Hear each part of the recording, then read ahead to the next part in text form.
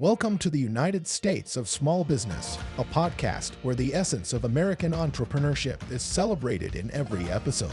With host John Quick at the helm, join us as we embark on a journey through the heart of the nation, uncovering the inspiring stories of small business owners from coast to coast.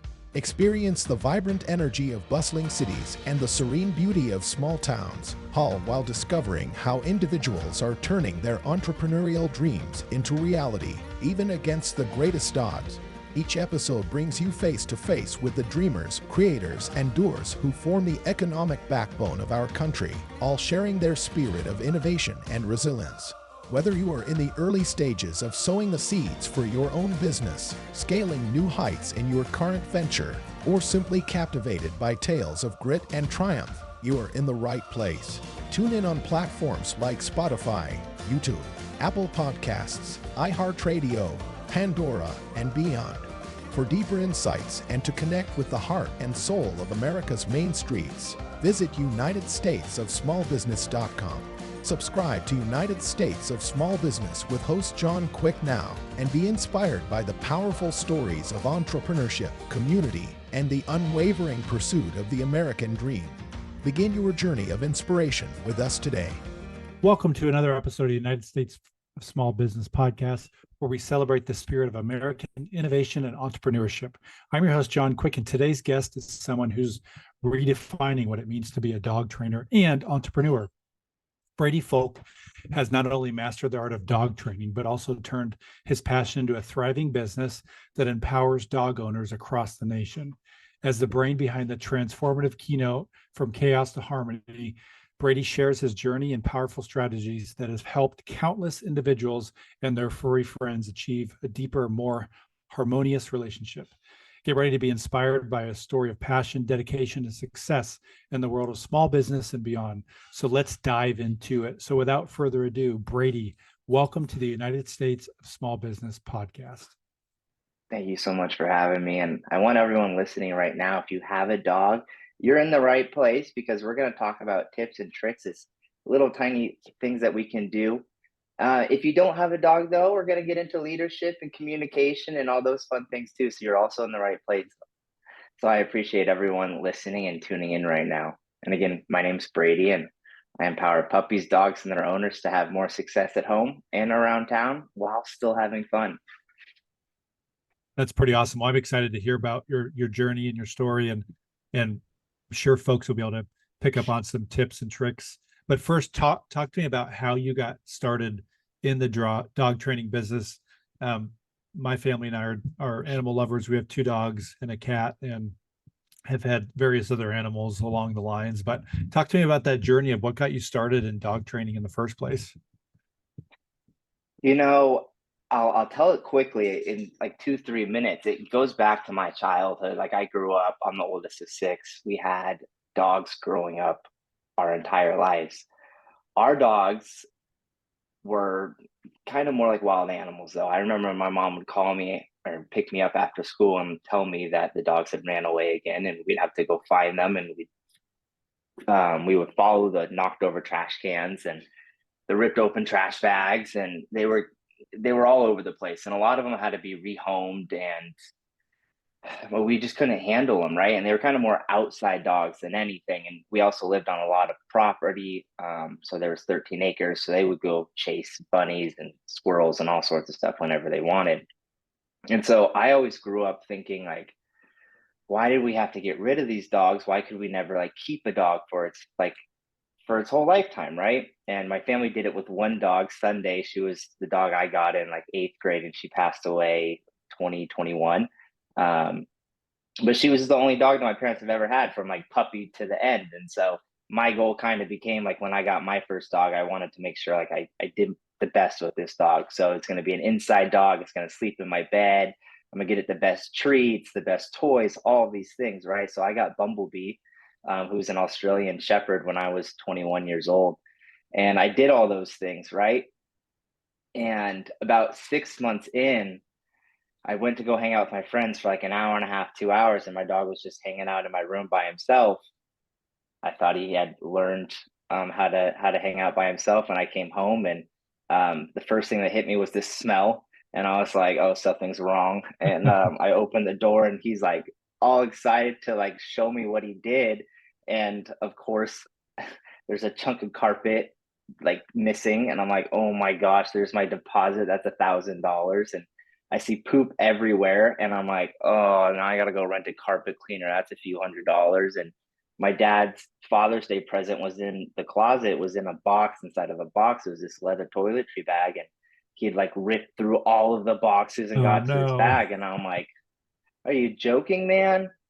And then like my Tools of Titans, Tim Ferriss book, the brand new book I had just got like last week, he ripped out the first 30 pages. And I was like, why couldn't you pick the old book that I had already read? Like, why'd you have to pick the brand new book, man? And that was my rock bottom, man. That was my low point, my breaking point. I don't know if anyone listening to this now is also at their rock bottom. But from there, now I've trained Bumblebee how to open up the fridge and bring me a beer and then go shut the fridge because we're not wild animals. And I've trained him how to do a bunch of different tricks and retrieves and walking on leash. And we've done different games. And I did all of this after I found a mentor. Her name was Susan Garrett. Her name is Susan Garrett. She's a world agility champion. And it started off by just teaching my dog how to come when called, because that's a safety thing. We need our dogs to come. And then crate training, because I didn't realize this, but it's really dangerous to leave my dog alone in my room, because I watched an Instagram post the other day. This dog had to have emergency surgery for eating like 3 socks, a pair of underwear, and like a t-shirt. And it's like, why didn't you stop after the 3 socks and the underwear? You know, like, why do you have to eat the t-shirt too? And so you gotta, in order, you gotta teach them how to love their crates in order to teach them these like bigger lessons and how to communicate, how to ring bells to go potty, and all these other fun tips or tricks. So over the next like 10-15 minutes, I'm going to share some secrets of how I did these things and what I'm currently doing now. That's awesome. So you probably trained many, many dogs. Do you have any favorite kind of dog transformation story that you can share with us from dogs that you've trained? Yeah, I have a bunch. My favorite though is probably Fuchsia, because it kind of shows all of the aspects of dog training. It came together. And Fuchsia was a dog, and I don't know if anyone's dog's like this. She didn't come when called. Her favorite game was to grab a toy and for you to chase her around the yard, right? She did not know how to drop it. She did not know how to play fetch and retrieve, right?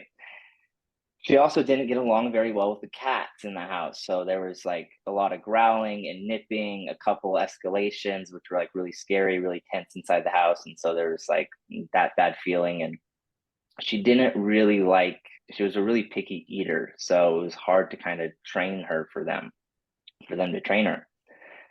So I go to the house and I go meet them. And I mentioned I'm the oldest of 6, and growing up, our house was dirty a lot of the time. It was always like things going on.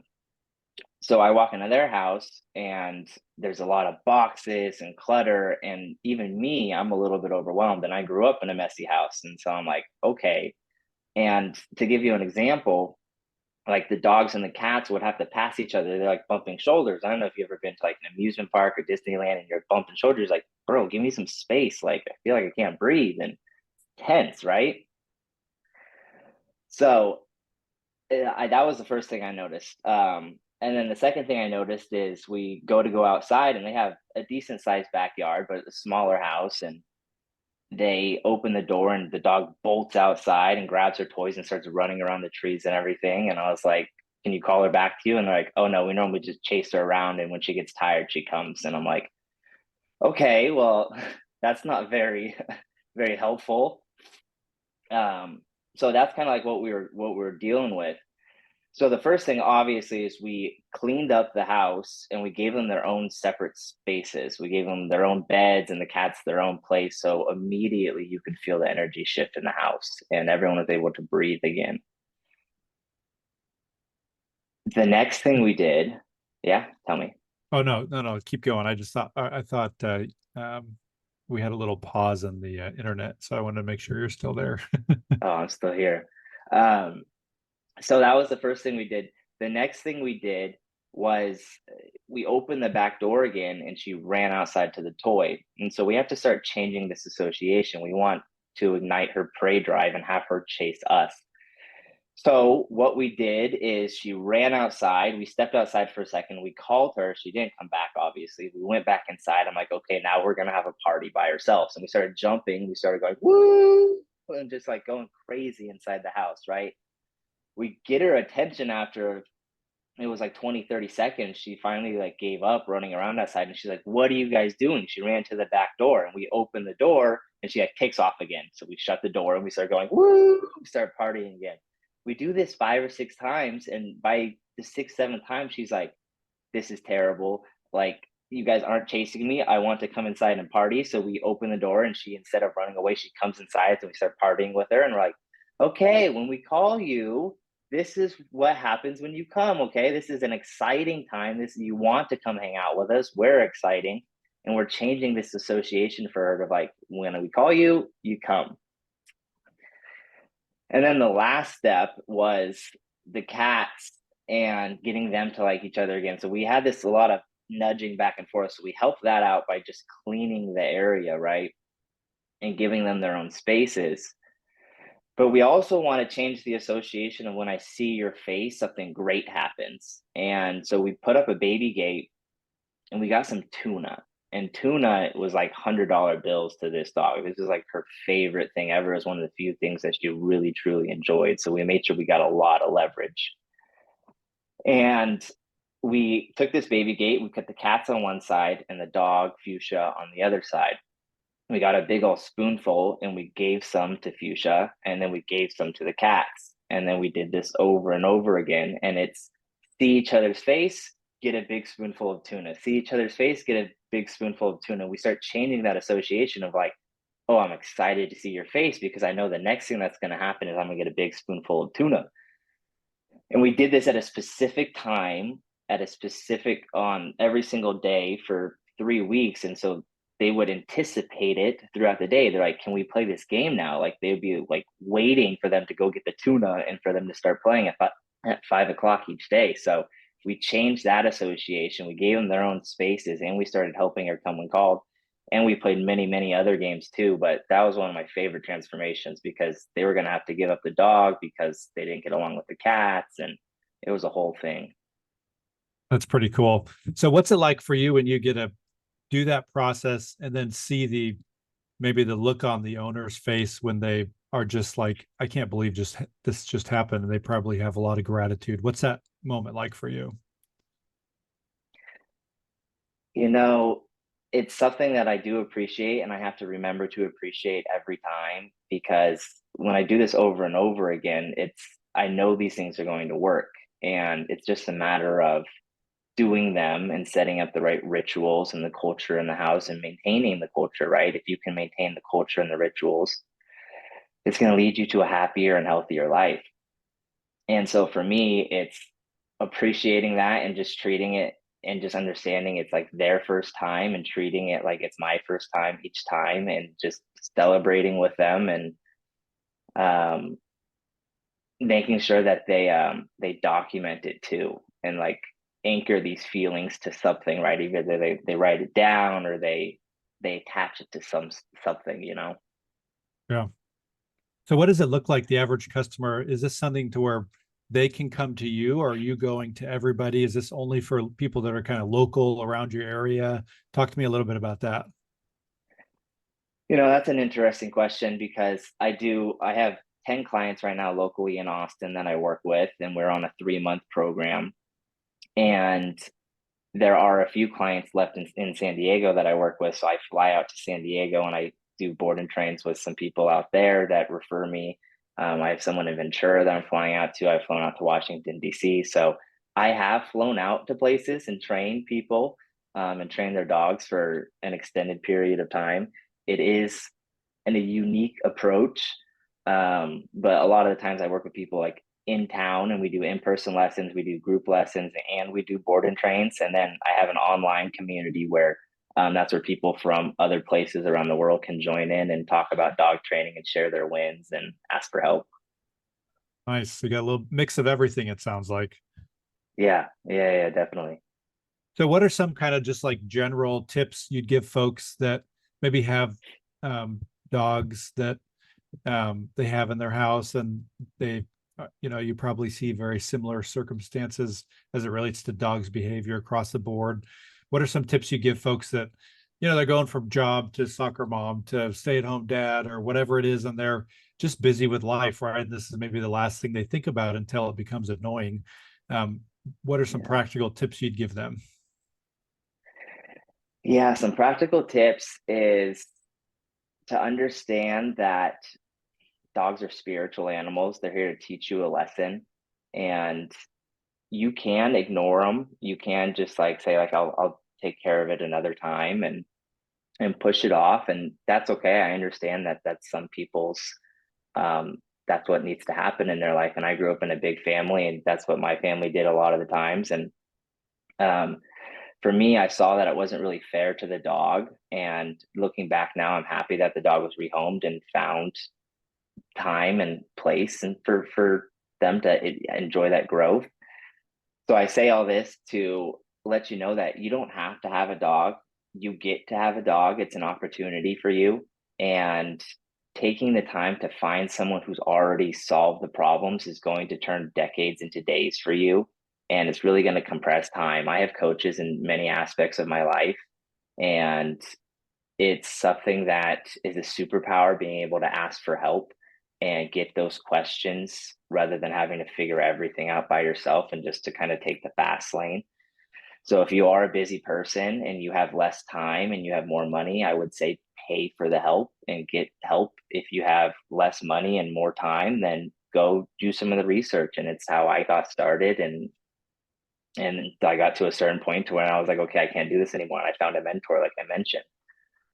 So I think that's a superpower, is finding a mentor, and then your peer group, finding a peer group that supports you, that also celebrates your wins, because sometimes it can be silly talking about dog training, I guess. People like talking about their dogs a lot, but like the dog training part, like the dirty work, it's a fun place to be like, guys, I train my dog to roll over. I train my dog to go to their bed when someone knocked at the door. They're not jumping on me anymore. Like a place to share this is a really cool place to have too. Nice. So, what are some of the biggest lessons you've learned being an entrepreneur in the dog training space? It seems like it's a little bit of a niche, but maybe I'm wrong. But what's some of the lessons you've learned along the way? All I need is within me now, and I have the courage to see it through. The when you like, I'm really good at dog training and learning how to market and advertise and sell to clients and speak on podcasts and having all these different facets of owning a business.